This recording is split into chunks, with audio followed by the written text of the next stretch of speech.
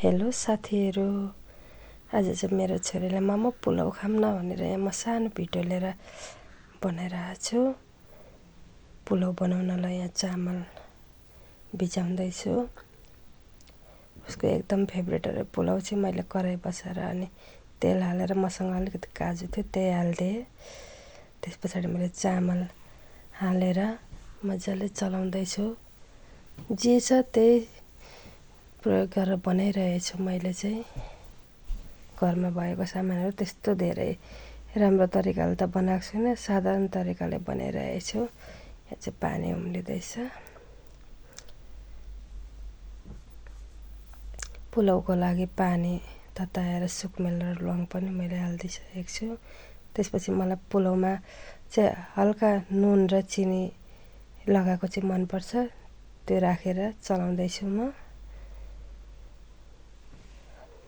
त्यस पछाडि मलाई नरिवल पनि राखेको मनपर्छ, नरिवल पनि लगाउन गइरहेछु थोरै।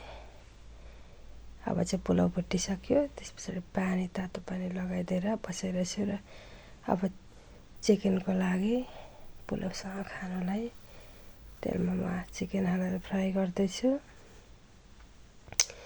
अदुवा लसुनको पेस्टहरू बनाएर लगाउँदैछु।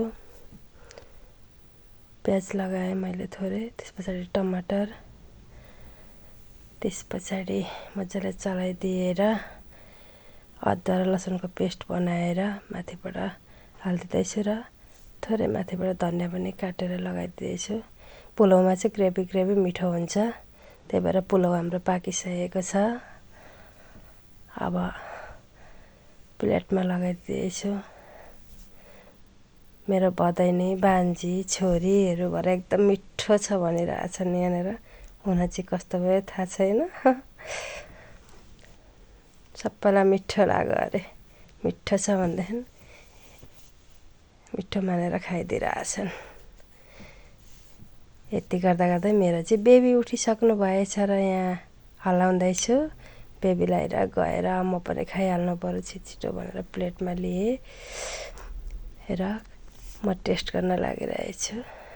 वाउ, दामी भएछ, दामी एकदम। हस् त, यति भन्न आएको आजलाई बाई बाई।